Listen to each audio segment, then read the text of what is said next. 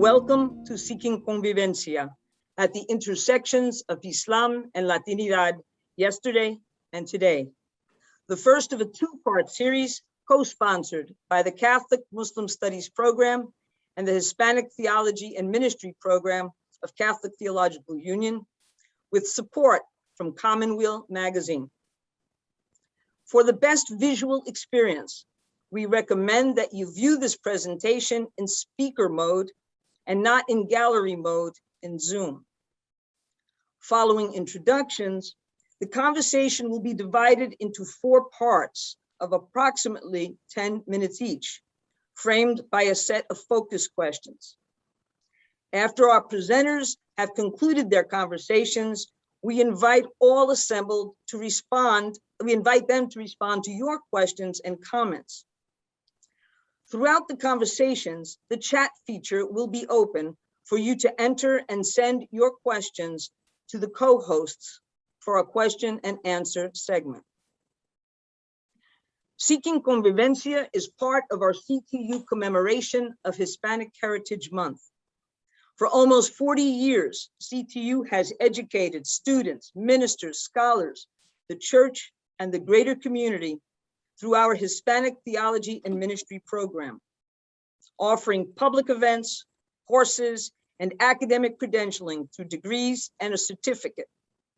HTMP draws on a rich history of theological wisdom, pastoral agency, religious expressions, and diverse experiences arising from the lived realities of Nuestra Latinidad. At this time, it is our privilege to invite our president, biblical scholar, Sister Barbara Reed, to extend the official welcome on behalf of CTU. President Reed is an advocate committed to promoting interreligious dialogues, intercultural relations, and interdisciplinary scholarship. She is the first woman in CTU's 53-year history to serve as president. Barbara? Muchísimas gracias, Carmen.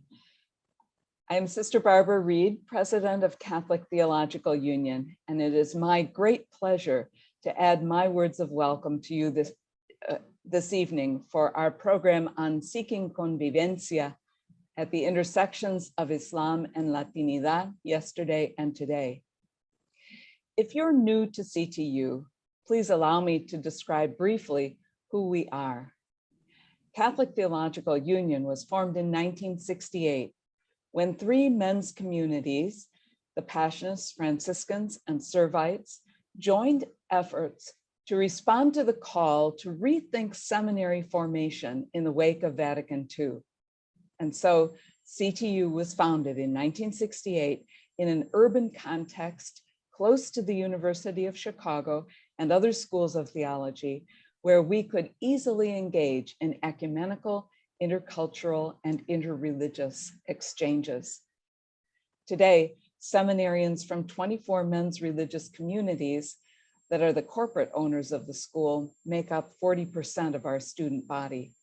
Another 20% of our students are women religious, and the other 40% are lay women and men who are preparing for a great variety of ministries in the church. Our mission is to prepare effective leaders in the church, ready to witness to Christ's good news of justice, love, and peace. We not only form people for initial ministry, but also for continuing education for seasoned ministers. But as tonight's program represents, we also are very proud that through our Bernardine Center, we are able to engage in dialogue and learning with the wider public on topics that matter, such as tonight's program. We hope that you will continue to join us for these critical interreligious and intercultural conversations as we seek greater mutual understanding in our efforts toward building peace in our fractured world.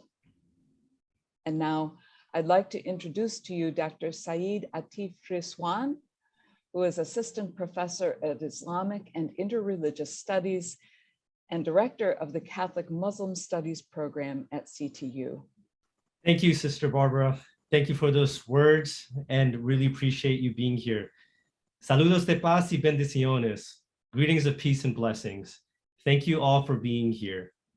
Since its founding in 2000, the Catholic Muslim Studies program has been dedicated to upholding CTU's mission, as Sister Barbara mentioned, to witness to Christ's good news of justice, love, and peace, as well as to CTU's vision of being a transformative force in the church and the world for affirming human dignity and the sacredness of God's creations through its intercultural, ecumenical, and interfaith partners.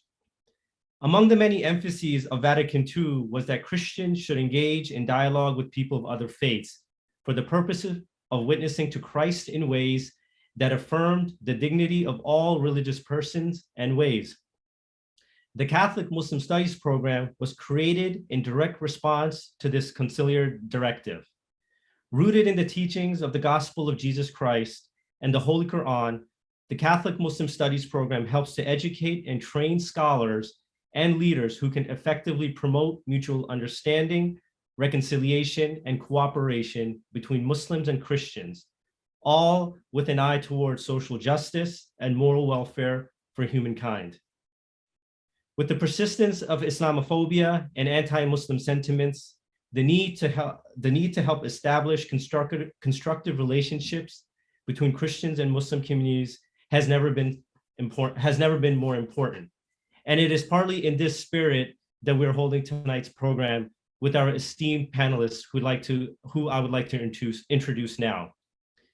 Dr. Jean-Pierre Ruiz is Associate Professor in the Department of Theology and Religious Studies at St. John's University in New York, where he's also Assistant Director of the Institute for Critical Race and Ethnic Studies and a Senior Research Fellow of the university's Vincentian Center for Church and Society. A leading Latino biblical scholar and theologian, Dr. Ruiz has long been involved in promoting interreligious understanding. During the administration of President Obama, he was appointed as a member of the US State Department's Working Group on Religion and Foreign Policy. A past president of the Academy of Catholic Hispanic Theologians of the United States, he is the author of several books, including the award-winning Readings from the Edges, The Bible and People on the Move and Revelation in the Vernacular, a volume in the series Disruptive Cartographers, Doing Theology Latinamente, Orbis 2021. Dr. Ruiz is also the author of the introduction and the verse-by-verse notes on the Apocalypse of John in the New Oxford Annotated Bible. Dr. Harold Morales is Associate Professor and Director of the Center for the Study of Religion and the City at Morgan State University in Baltimore, Maryland. His work is largely inspired by his family's spiritual roots in Central America and diaspora experience in Los Angeles. He draws on these to better understand and work in solidarity with marginalized communities.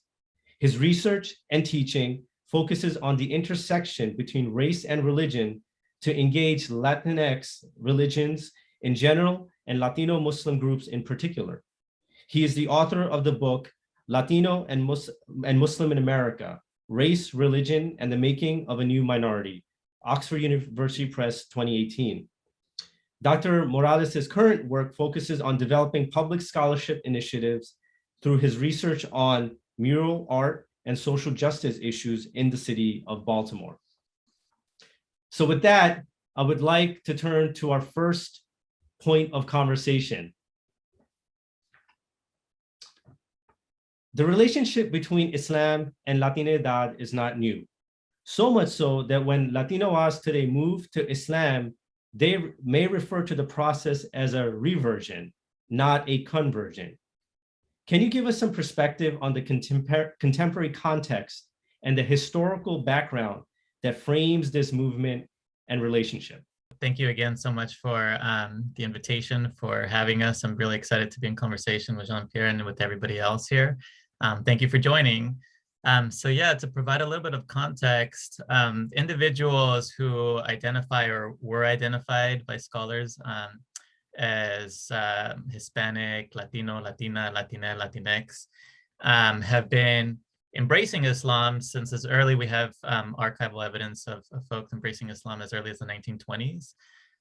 So we have a couple of cases that were recorded in California, in the large sort of industrial scale agricultural farms of Southern California and Northern California, where Punjabi male immigrants were coming into contact with women from Mexico on these farms, and sometimes forming marriages, and sometimes some of those Punjabi men were Muslim. Is essential to him. Sometimes families were formed, and we have a couple of women who that recorded embraced Islam and raised their children as Muslims. But these are very like individual. On the East Coast, also we have folks from different forms of Islam also coming and propagating, telling folks about the faith while in immigration detention centers, and then subsequently recording several embraces of Islam.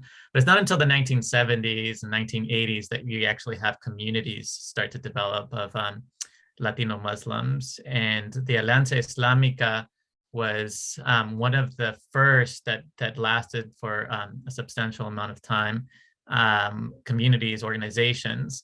And so Alianza Islámica is the Islamic Alliance in English. And they were founded by several important figures, including Rahim Ocasio, Ibrahim Gonzalez, and Yaya Figueroa. And they came out of a very revolutionary time and had been very active with the Young Lords and other groups, and learned from these organizations to then think about Islam and embrace Islam as not just a faith. Very, very importantly, there was a spiritual aspect that they gravitated towards. The prayer in particular was important for them, but that this was also a spirituality that did not shy away from activism, from social service, from a holistic way of life, from a call to justice. And so they lived this out in a lot of ways. So at the same time where they were teaching folks about rituals and doctrines, they were also teaching folks about a long history, a long illustrious history that stretched before the 1920s, a connection that they saw. And they also, alongside all this, had GED programs, AIDS awareness, were burying folks who were dying of AIDS when nobody else would, were brokering truces between gangs in neighborhoods and blocks. So they were doing a lot of work on the ground, grassroots organizing work. And then you had subsequent organizations like the Los Angeles Latino Muslim Association. I was writing with Marta Galadari, who I believe is on now. And so like that was part of my initial sort of introduction to the community with the community in Los Angeles. And they were doing things initially around Quranic study, learning the language, and more recently have become increasingly involved in other kinds of activities I'd like to document or talk about later. So today there are over 250,000 Latino Muslims throughout the U.S. Most largely identify as the choice of the identity term of preference is Latino still, though more folks are identifying as Latinx. And so like there's individuals online like Hazel Gomez, who also has been very, very prolific. And so there's a lot of interesting things going on in terms of the communities, by no means a unified group. And there's a lot of differences in terms of what folks believe should be happening and what folks should be doing. But the context is such that most Latino Muslims still to this day experience a lot of discrimination based off of their dual identities. And so one response to this is to say, you know what, we're not just converting to something new, but instead we are returning to something prior, something previous that has been here all along. And so this is kind of this reference to a reversion rather than a conversion. And so this points to, for a lot of folks, again, this idea that Islam is not something new to Latinidad, but rather that has a very, very long history in terms of the language, the culture, the cuisine, the theology. And so folks are mostly spread out in areas where there are substantial Latinx and Muslim populations. So this tends to be in urban environments, but internet technologies have also allowed for folks to connect and embrace Islam as individuals, and then connect with broader communities if they so choose. So I think that's part of an important part of the story as well. When I first started working with the community, with Marta and others in LA, I was studying Latinx religions in general, and my background, as was mentioned in the bio, is from Central America, Guatemala in particular. And growing up, and in Guatemala, there's a large Pentecostal community, right, or population. And so growing up, I was often identified by others in interesting ways that I'll share more on later. But there's these questions of misidentification as well, which I gravitated towards working with Latino Muslim communities, in part because there was a shared experience along those lines. But yeah, so that's all to say that there is a very, very prevalent community today, very active, and it's growing. It continues to grow, and there are different groups that are going through different growths and sort of inspired by different histories. But that contemporary waves of Latino Muslims still root their story in a much longer sort of trajectory. Thank you very much. Let me echo Harold's words of thanks for the invitation to be part of this very exciting conversation, and I look forward also to the second part of the conversation. I think they're very closely and organically linked. Let me say that picking up on what Harold has said about the documentation of Latino Muslims dating back to at least the 1920s in the United States, I should also pick up on the use of the word reversion, because when we go back to the history of Iberia, of Al-Andalus, we can talk about Iberians and Islam as far back as the 700s. And so the history of Islam and the peoples of the Iberian Peninsula, and I'm saying peoples of the Iberian Peninsula because the Iberian Peninsula has long been an incredibly complicated place, complicated culturally, complicated politically, complicated religiously, and in terms of the era that I'm talking about, specifically the so-called medieval period in Spain from about 750 or so until 1492 or so. We're talking about a time in the history of Al-Andalus, of Iberia, when religion wasn't separated off from the rest of life, when religion was one dimension of a multiply complicated way of understanding oneself and way of understanding one's belonging in terms of community and identity. So the notion of reversion actually alludes to that very, very long history. I'm a biblical scholar. My work is very different from Harold's. So in part, the question is, how do I come to this sort of interest? How do I come to this sort of work? And it was not originally by interest specifically in Islam, but specifically by my interest in what was happening in the relationship between Christians and Jews in the Iberian Peninsula, and the development of biblical scholarship and biblical philology in the biblical languages in medieval Iberia. I discovered that I couldn't do that kind of work without also looking very closely at what was happening in terms of Islam in the Iberian Peninsula, beginning in the 700s. And here I just happened to run across a book, the book by the late Maria Rosa Menocal, who was professor of history at Yale University and sadly was taken from this life way too soon, prolific author of many important books, but for the general public, her most important publication is a book called Ornament of the World: How Muslims, Jews, and Christians Created a Culture of Tolerance in Medieval Spain.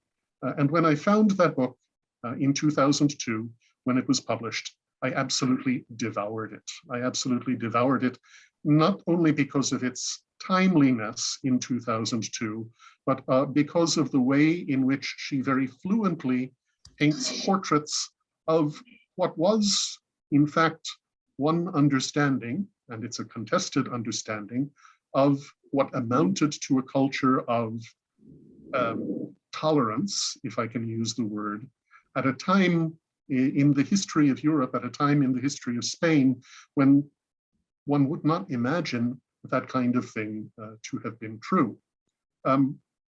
It happens that Menocal finished her book just before, well, just after the events of 9/11/2001.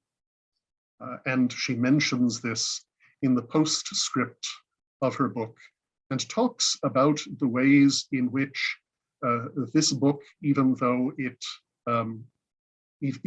was not written with 9/11/2001 in mind, can point to a time in history when interreligious relations were, sometimes wishfully, not as polarized as they came to be in the days subsequent to 9/11/2001.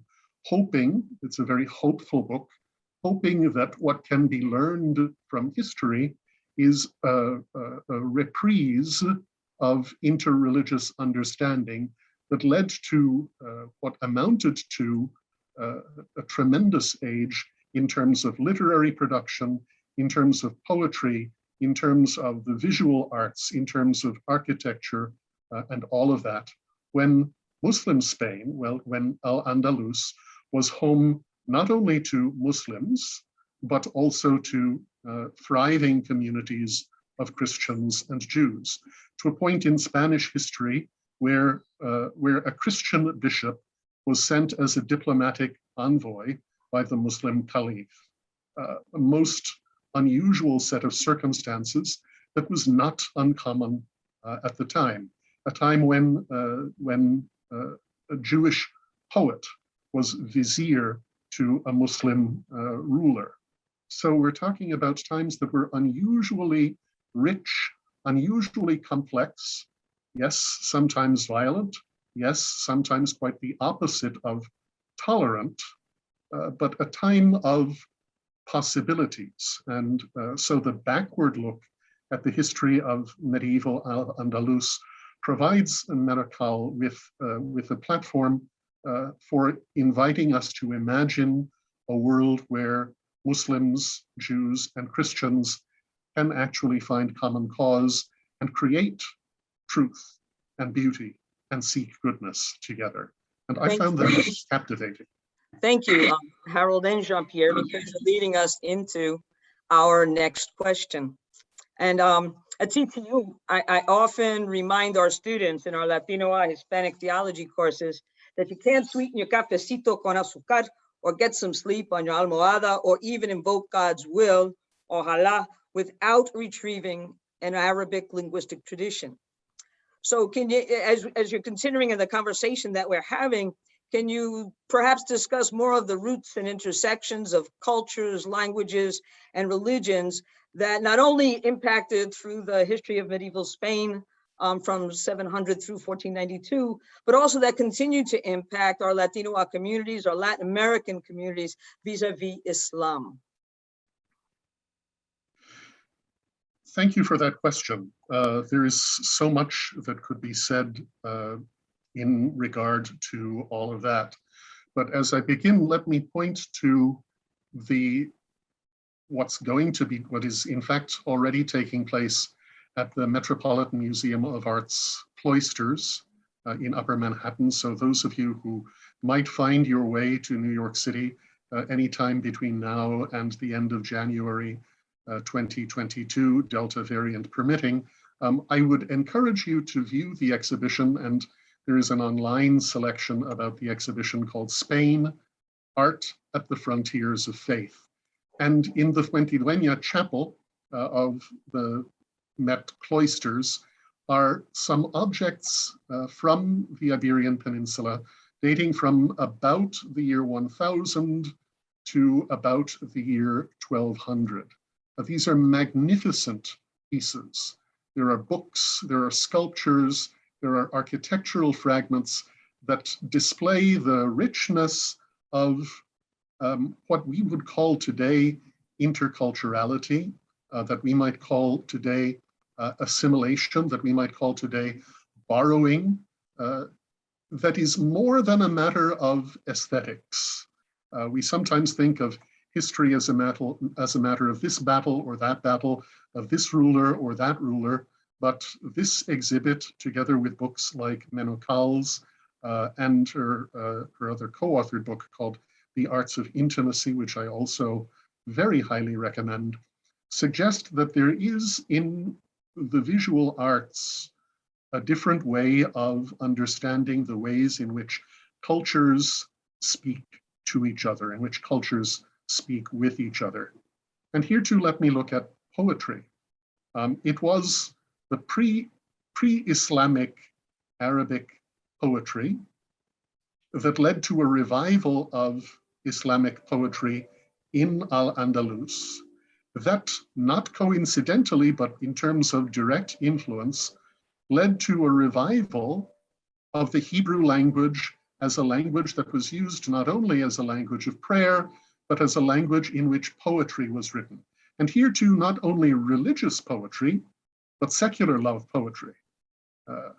So there is a rich tradition of poetry in Arabic and in Hebrew that belongs to medieval Spain, and that is rarely considered outside of the research of people who are specialists in this work. It is rich, it is beautiful, it is soaring, and it deserves greater attention than it has received.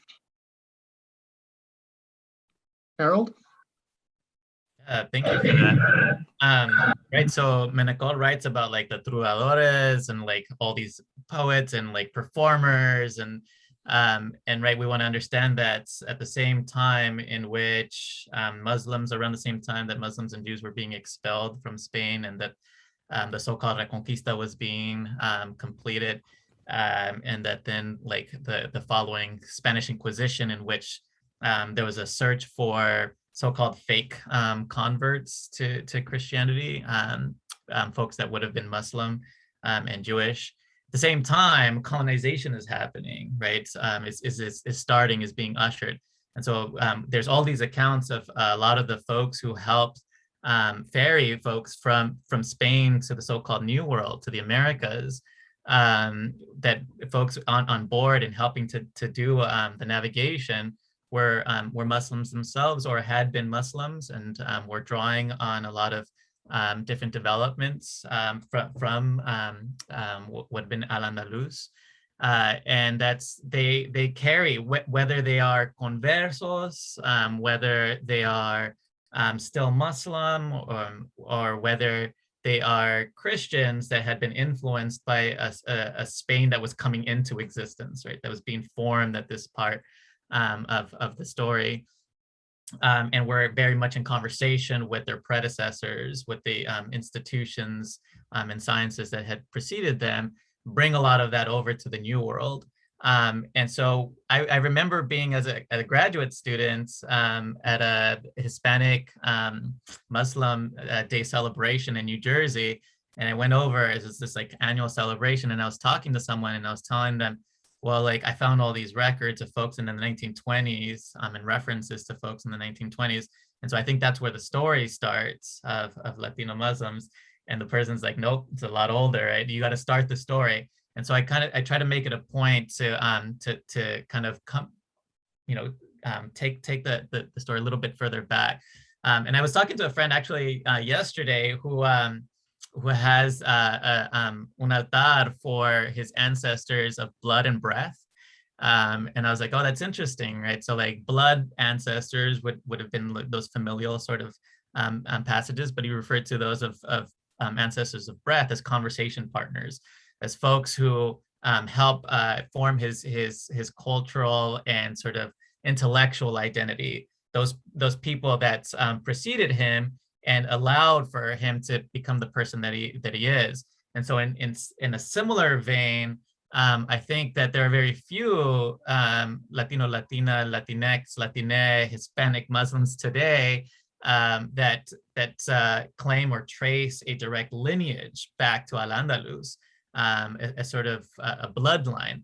But there are most will absolutely, and I believe correctly, point out that all of our Latinidades have been shaped in large measure by the imprint of Islam in Al-Andalus, which subsequently became Spain, right? So I really enjoy Hisham Adi's work, Ole tu Allah, in which he talks about that phrase, ojalá, right? Which in Spanish means hopefully. And in the Arabic, it comes from inshallah, God willing, but so much of our words, thousands and thousands of our Spanish language words have their etymological root in Arabic. And it's not, by accident that happens. And so like when I also started going to Lalmat in Los Angeles with Martha and the community there was cafe and pan. It was very familiar for me and I loved it. And then also like they were learning Arabic in Spanish, which was interesting because like rolling the R's, a lot of the sounds were very easy. And there was this interesting language that was being introduced to some of us called Al-Hamiado. This is this kind of like more of this like text. So it's Spanish language or Castellano Spanish like language, but written in Arabic script. And so for those of us who understood Spanish and were like just barely becoming, somewhat fluent in the Arabic script, because that's the starting point for us in learning Arabic, we actually could do really well in translating Al-Hamiado text. And so that was a really interesting sort of thing that stuck around. And here I really draw on Jamil Martinez Vasquez's work, Latino y Musulman, which came out before mine and was very influential in my thinking about the community and the work that they were doing. And he writes a lot about a kind of religion as a kind of memory that's passed on. There's an event, and then that's passed on from generation to generation, that memory, whether it's in scripture or through rituals or other things. And thinking about the ways in which these Al-Hamiado documents could be picked up by a group of Latino Muslims who are just barely learning Arabic, but then it could be so meaningful to them in so many ways. These are often like documents that talk about loss, about being forced to assimilate to a different culture, different community, a different way of life. And so many similarities, but also that the language that folks had at Lalma facilitated a kind of an easy sort of transition into Islam, or an easier transition into Islam. And it's not just the language, there's so many things that folks talk about and identify, including religious traditions, rituals, and family structures, cuisine.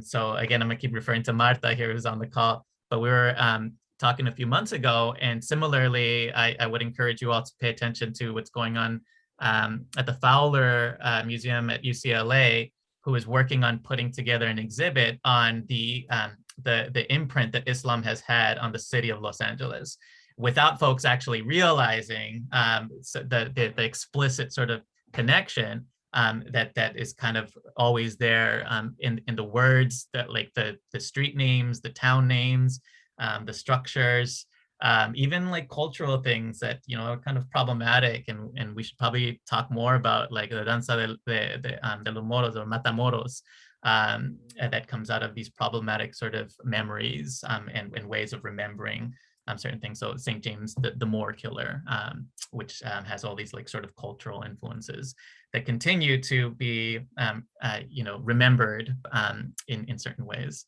but yeah, so lots and lots of connections. Thank you. Thank you both. Yeah, perhaps we can come back to this a little bit more in the Q&A if time permits. But you know, when I travel, and particularly when I was living in Los Angeles too, and I've traveled to, you know, different Spanish-speaking countries, the question has never been whether or not I'm Latino. It's just what kind of Latino. Like I get either Puerto Rican or Mexican, but predominantly Puerto Rican based on the way I speak Spanish. But it's always that. So there's this obviously this intersection of identity. And the other side of it is also this, which is that, you know, Muslims and Latinos many times share intersecting points of bigotry, unfortunately, and stereotyping and discrimination. And the existence of Latino and Latina Muslims can be a surprise for Latino Christians as well. So do you have any stories about mistaken identities, and, you know, how do Latino Muslims complicate and contextualize these narratives? How might these experiences also forge solidarity across our communities as Christians and Muslims, as well as within the greater religious diversity that constitutes Latinidad? Yeah, thank you for that. Yeah, so I had started to allude to this earlier, in which where my family's from Central America and we're raised as Pentecostal. And in Los Angeles, I was often misidentified as being from Mexico and being Catholic. And so there was a constant sort of desire on my part to correct folks. And that actually, you know, like thinking back on that response of mine, like why did I feel such a need to correct people? And I think there is both like a sense of pride in your roots and your family, but there's also a context in which Latinxes were being discriminated in Los Angeles in ways that's as a young kid, I found uncomfortable and difficult to deal with and understand. And so I think part of that correction, no, I'm not from Mexico, my family's from Guatemala. No, I'm not Catholic, we're Protestants, was both a way to distance myself from those discriminatory practices that were being waged against a lot of our people. And so I think there is a lot of work that needs to be done, both in terms of clarifying misunderstandings along, like, what do these terms mean? What do these categories mean? Where do they come from? Like, where does the term Hispanic and Latino come from? Who has benefited from these categories, right? Is it like Telemundo, Univision, or like some, right? So increasingly I'm seeing more and more streaming commercials that are targeted like to a broad Latinx sort of audience. And so again, in as much as the categories Latinx can serve to create groups of solidarity towards political agency and liberation, then I'm all for it. But in as much as it's primarily used for capital gains or political gains in nefarious ways, or for promoting a kind of assimilation towards whiteness or Europeanness, right? So like what the Hispanic and Latinidad like point to or allude to, and so these are conversations that were coming to a head recently, right? So why is it also that when we think of solidarity between Latinx communities and Muslim communities, that immigration tends to be, and I think it's a beautiful thing, and there's a lot of like work that needs to be done along immigration reform, but I think it's also doing the work of building on and corroborating existing stereotypes about who Muslims are and who Latinxes are. And I think what gets erased in these sorts of imaginaries and even in the good work that's being done, what often is not paid enough attention to is the ways in which these categories are alluding to or siding with, maybe slightly and subtly, with whiteness and anti-Blackness. And so in what ways does a solidarity movement, which is getting complicated now increasingly, especially with the increased sort of immigration issues that are happening with folks from Haiti, But I think largely when we think of immigration reform, there's been this like kind of, okay, this is a Latinx issue. And then in the sort of Trump administration and post 9/11, but really coming to a head becomes this like immigrant Muslim issue, right? But this doesn't kind of, it sort of, again, it tends to erase the fact that Black Muslim communities have been here for a long time, right? And the Afro-Latinxes were at the forefront of a lot of the Latinx Muslim movements. And I think that's not talked about enough. Something that was really surprising though, and with this, this segment, but a few years back, somebody asked me, you know, like, what do folks in the community imagine that Muslims in Al-Andalus looked like? What was their, like, the color of their skin? And I didn't know how to answer that, and I still can't, other than like anecdotally. But like, it's an interesting thing to think about, because if folks are like, you know, this shade of brown, and thinking that Muslims in Al-Andalus were a similar shade, then that's a really sort of interesting sort of imaginary move, and then like identifying move that is occurring. And so like there's these the Amizaga, or the Berbers. Berber also like problematic term, and the ways in which these communities are portrayed as coming in from North Africa, and being like fundamentalist, anti-convivencia, destroying the work that's the light-skinned Muslims from further east, from the like Neo-Umayyad Caliphate had brought to civilize everything. I think that there's more sort of critical work that needs to be done along these lines as well. No, I'll end there. I would heartily endorse Harold's last set of observations, and the earlier ones as well. But in that respect, a lot of this confusion has to do with the ways in which modern sensibilities, or postmodern sensibilities, today's sensibilities, tend to on the one hand, ethnicize religious affiliation, and to particularize that in certain sorts of marginalizations, particularly in the United States of late. With that, a story, and Syed, I'm flattered that you were considered Puerto Rican. This New York-born Puerto Rican is proud to have you among us. I think that's a beautiful and a wonderful thing. But I'm reminded of another story, not quite a pleasant story, but a couple of years after 9/11, 2001, I happened to be driving in Arlington, Virginia, not far from the Pentagon, and driving very slowly and in search of a parking spot in order to do some shopping. And the person behind me was getting impatient at the fact that I was driving as slowly as I was. Now, for a New York driver to be driving slowly says something very, very interesting in and of itself, but we won't go there. But as I was trying to park, eventually this person honked, gunned his engine, sped around me, and just as he was about to pass me, lowered his window and yelled something to the effect of, "What the hell are you doing, you dirty towel head? You dirty towel head," assuming that I was Muslim from someplace other than Puerto Rico.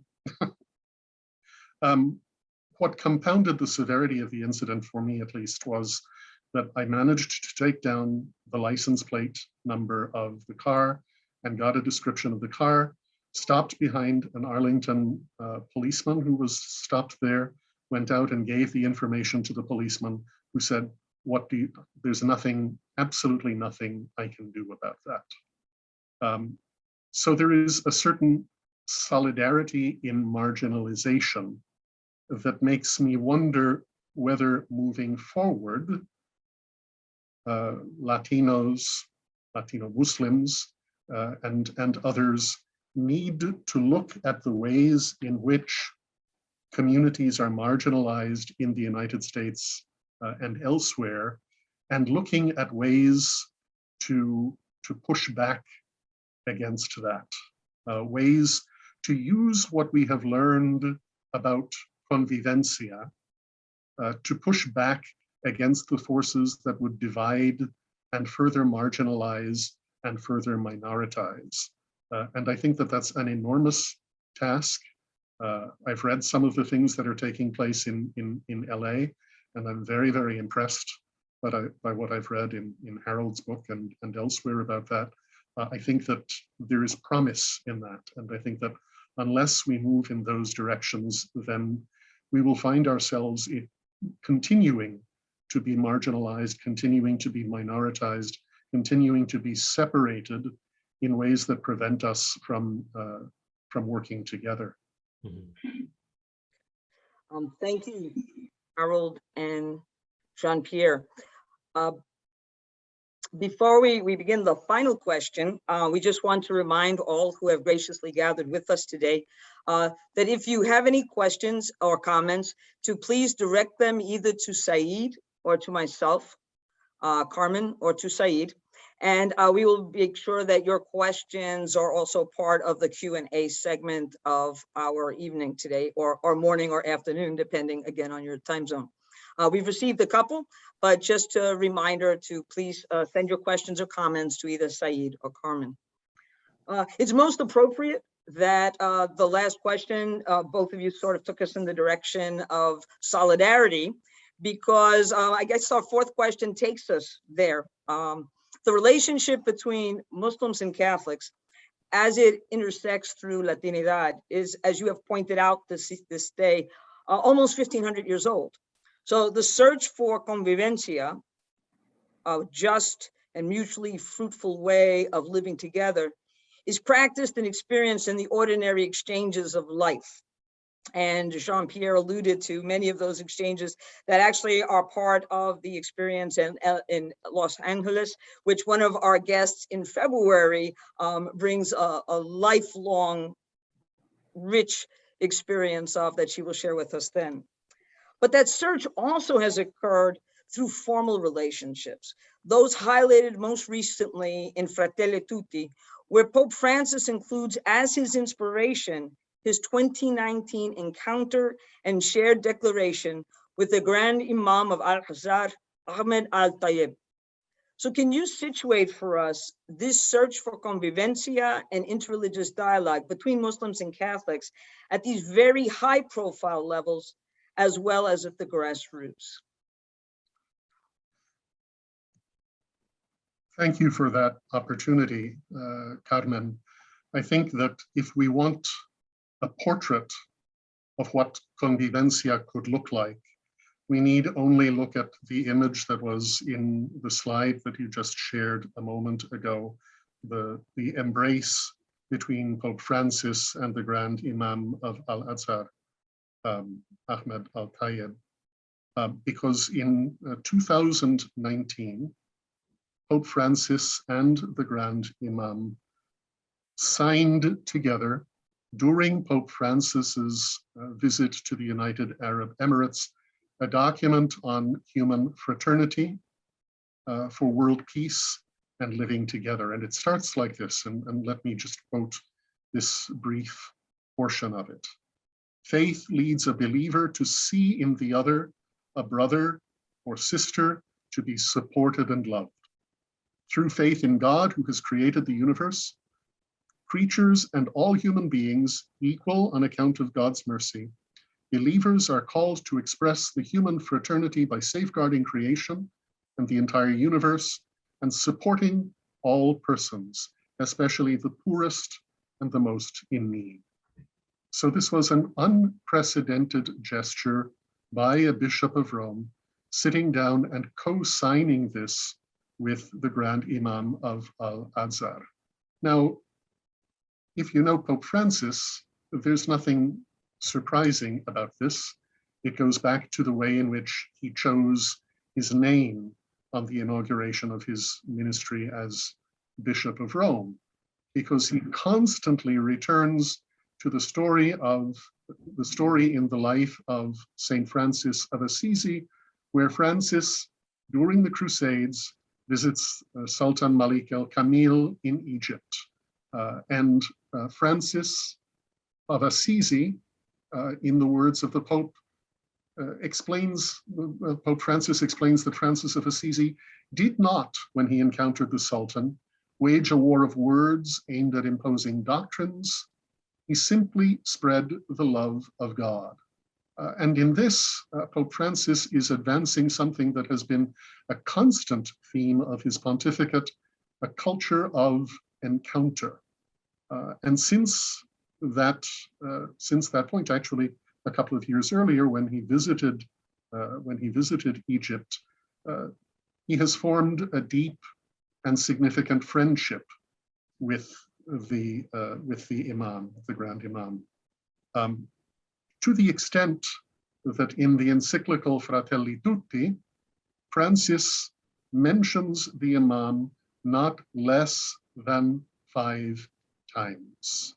So this is, according to anyone who has investigated this, the first time that a bishop of Rome has mentioned the Grand Imam of Al-Azhar in an encyclical letter. And this one very specifically called Fratelli Tutti, once again drawing on Francis of Assisi, looking at human kinship, looking at human solidarity, not just across religious lines, not looking past religious differences, but acknowledging religious identity and recognizing the obligation that religious identity has for engaging in conversations with and seeking close relationships with those whose religious beliefs, values, and practices may be different from one's own.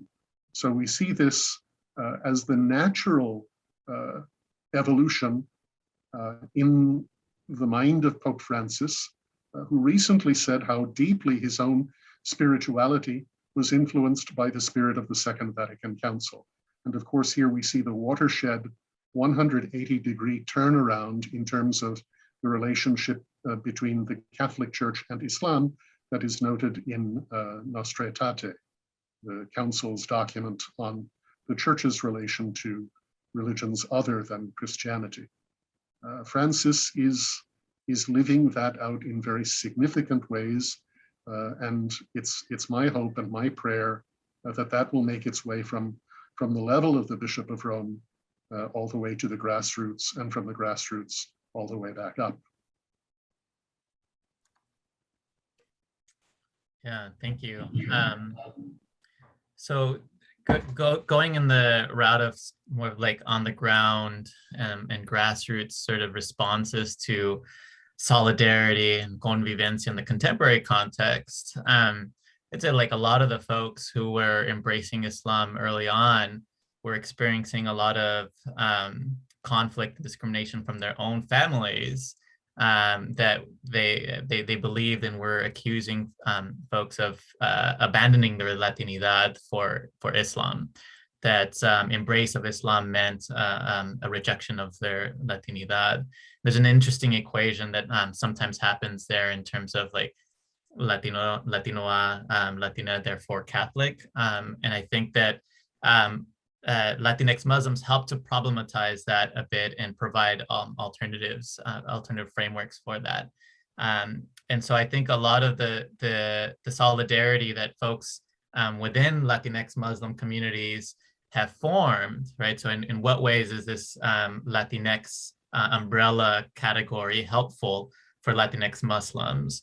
Well, in one way is in which Puerto Rican Muslims, Mexican American Muslims, Guatemalan Muslims, Cuban Muslims in the US and others often were experiencing a similar kind of a critique or accusation that they were abandoning their Puerto Ricanness, their Guatemalanness, their Chicanxness, and so forth. And so one of the dominant narratives that emerged amongst all of these various communities was that rather than rejecting their Latinidad, they were recovering or remembering something that had been forgotten or systematically erased. and that is that connection that we've been alluding to in Al-Andalus, and the imprint that Islam and Muslim communities have left on Latinidad. And so that was one response of solidarity within the community. Interestingly enough, as Jean-Pierre alluded to, I write about Lalma's sort of involvement with, more recent involvement with different grassroots organizations, activist organizations. LA Voice is a faith-based movement, part of a broader coalition, PICO. The LA Voice has focused on issues of immigration, mass incarceration, and Lalma has gone like door to door, canvassing and doing a lot of important work, helping folks to get their license, driver's license, helping them to study for the test. And so they've been doing a lot of good work, and I think we're going to be talking about that at a later time in more detail. But there are other folks as well. There's a taco truck at every mosque campaign that I write about towards the end of the book as well, in which there's a desire to bring Muslim and Latinx communities together. Again, Latinx, because of the taco thing, being framed in one particular way, but nevertheless trying to create a kind of like starting point, a convivencia, a place where people can get to know each other and then think about what's the next step, right? So now that we know each other, we know that there's some similarities, we know that there's some points of connections, what's the next step?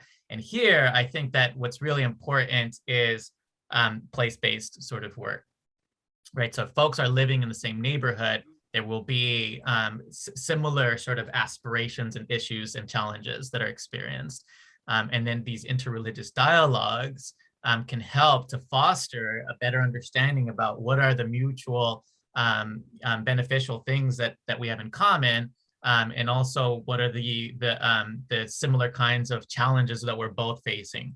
And here, I think it happens to kind of move along the lines of food insecurity, housing insecurity, and things like that are experienced across all of these urban and contexts. And when we have things like the taco truck at every mosque campaign that bring different groups together, then we can start talking about what are the issues at hand, what are the things that we have in common that we can work together towards. So I think interreligious dialogue is a really, really important aspect of that work. I think it's an end in and of itself in terms of coming to understand our neighbors better, but I think it can also be a jumping off point for other kinds of work as well, such as these.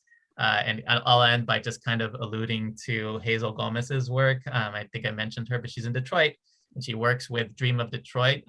It's a Black Muslim-led organization that's doing work that on housing justice and trying to look at Medina as this kind of model for a just city or a just neighborhood, and then trying to bring that to life with community partners that involve both Muslim and non-Muslim members. So check out Dream of Detroit if you have a chance. And thank you, Jean-Pierre and Harold. We have received a number of questions from those who are gathered with us today. And the first question that we have is for Jean-Pierre Ruiz. And the question is, what are your thoughts on the book, The Myth of the Andalusian Paradise, Muslims, Christians, and Jews under Islamic rule in medieval Spain? The book description says that the multicultural paradise where Muslims, Christians, and Jews lived in harmony is a myth. And you started to allude to some of this in your earlier comments. So I don't know if you want to address either the latter part of the question or if you're familiar with the book, the entire question. Thank you for the question, and thank you to the questioner for posing that. My two-word answer is, it's complicated. It's really, really complicated. And what one draws out of the history of Al-Andalus and the relationship among Muslims, Jews, and Christians during those centuries depends on what you're looking at, and depends on which slice of life you're looking at. It was never, ever simple. It was never a paradise. And to a certain extent, and Menokal is guilty of this at least a little bit, there is a certain utopian wishfulness about imagining a completely tolerant society. But Menokal herself agrees to that, but she focuses closely on dimensions of the reality of those centuries that not a lot of other historians look at. And it's the way in which the arts and in which lived daily experience around poetry, around architecture, around visual representation, around language, around texts, says something that is at least as eloquent as this ruler went after this ruler in battle, and this one assassinated that one, and so on and so on. That's another slice of the history, which is equally part of the complexity of Al-Andalus in its ups and downs and sideways and insides and outs. But simply to say out of hand that convivencia was, the myth is just as extreme as pushing it in the other dimension, just as much an inaccuracy as pushing it in the other extreme direction. It's complicated. It depends on what you're looking at. It depends on whose work you're considering. And there are ups and there are downs. Thank you. Saeed, I think you have some questions. Yeah, I mean, and just to add a little bit texture, if I may, I haven't fully read the book, but a lot of times this, working in spaces dealing with Islamophobia and anti-Muslim sentiments is this idea that inherently Muslims cannot be tolerant, or Muslims cannot coexist with other non-Muslim peoples. And so the myth aspect of it is doing that. And you're right that, of course, there is this one aspect that's extreme, and we can't live in extremes. We have to find somewhere in the middle. And I think that is important. And sometimes the way in which these things are constructed is to actually perpetuate a certain Orientalist, degradation that can exist, that permeates some of the, even in subtle or more explicit tones, talking about what the relationship is. At any rate, just to ask a little bit more, there was a question that said, Dr. Morales, you stated that justice was an important component for Latinx communities, for a community becoming Muslim. What does this say about the Catholic social teaching and its presence in Latinx communities? Yeah, that's a really good question.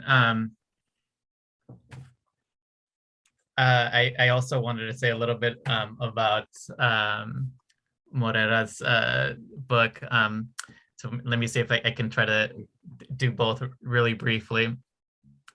It's a really interesting book. I think there's a lot of important claims that are made, including about the term Al-Andalus, Iberian Peninsula, Islamic Spain. So what one chooses to call this land is I think it's correct to say that how one chooses to describe this place and this time period is political, just like the term Latinx, Latine, Latino, Latina, Latinoa, Hispanic, right? So that it reveals something about one's identity politics. So Al-Andalus, right, was a phrase that was used by a few people, and then for the majority of the time was not a cohesive entity, right? It was a bunch of broken up smaller kingdoms. And so to continue to refer to this is a kind of like a political act. Just like if you were to refer to it as Islamic Spain, it's doing a different kind of discursive work there. And it's absolutely correct also to point out that the relationships between different religious groups was not sort of like equal, right? That there were hierarchies and there were different taxes that were waged against different folks. And that Arabic was the language of the empire, and that it was much better financed and resourced. And so there's a reason why Christian and Jewish scholars could work with Muslim scholars because there was an existing sort of preference that some folks could translate documents into. And so that there was a hierarchy that should be understood in this as well, in the convivencia.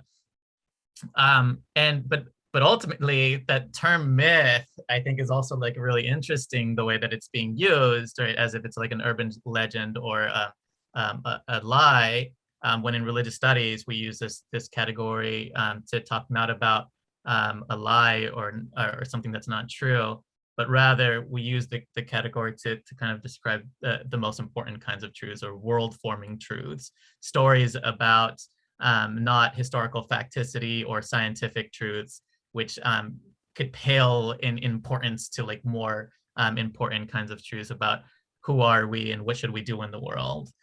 So I don't think that the like calling it the myth of Al-Andalus is kind of like needs to be detrimental, although I think that is what the author has in mind, is absolutely critiquing. But I think what is important that he's doing by using this phrase is to like shed light on the work that the term itself, convivencia, is doing in our content. Why are folks like Menacol writing about convivencia? Why, after 9/11, did Latino, Latina, Latinx Muslims get more media attention that they ever had prior to 9/11? And then what did folks do once they were given this attention? What could they do? What kind of message could they provide? And if the message was convivencia at a time in which there was a lot of hate, crimes, and speech that were emerging, then we also want to ask, why would someone be critiquing that at that particular point? I think this is part of what Said was kind of alluding to as well, right? So we want to be aware of not only what the arguments are, but that like what the context and the time and the goals are in waging those arguments or counter arguments. But I think it's an important work, and it should be read closely, and that there are very specific documents and archival references that should be engaged substantially in the work. Now, going back to the other question, I said I was going to do this briefly, and so it's going kind of long, but yeah, could I get a reminder of how it was phrased? Yeah, absolutely. It was, you stated that justice was an important component for Latinx communities in becoming Muslim, right? They uptook the impetus of social justice as grounded in Islamic among Islamic values. So what does it say about Catholic social teaching and its presence in Latinx communities?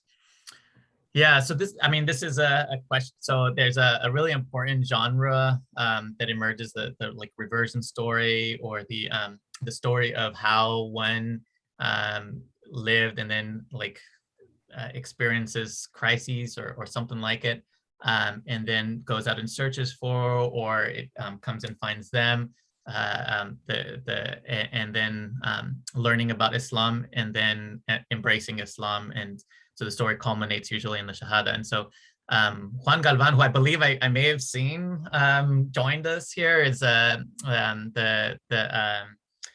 leads the Latino Dawa organization. I see he's chiming in. He asked the question about myth. Thanks Juan. We're actually working together. We did a survey of Latino Muslim communities and individuals a few years back, and we're doing an updated one. So stay tuned as well for anyone else who might be interested in the work. But Juan had when I was a graduate student, he had a website in which people were contributing their stories, their reversion stories, and has subsequently, a few years ago, published a book.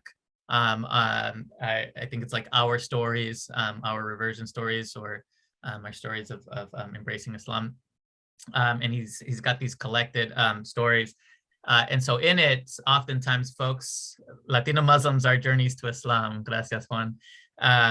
Yeah, so in it, a lot of people will point to a dissatisfaction with Catholicism.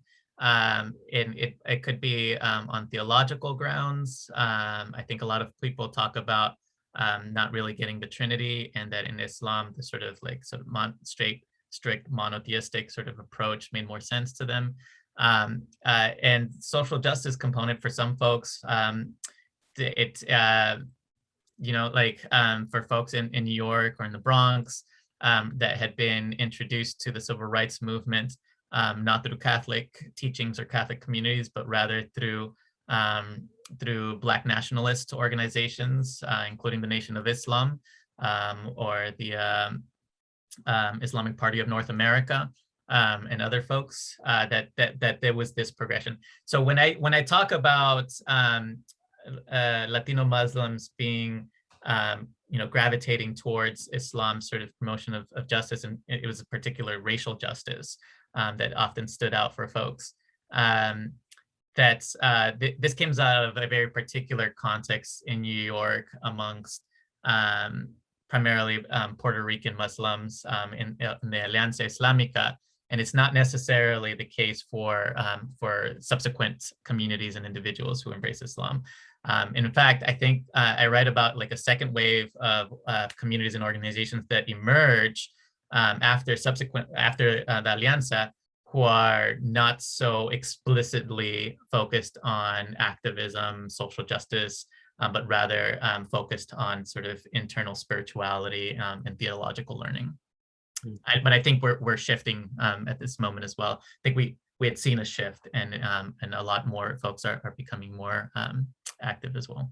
Harold, someone actually asked a question related to social justice, but around the specificity of your research in Baltimore.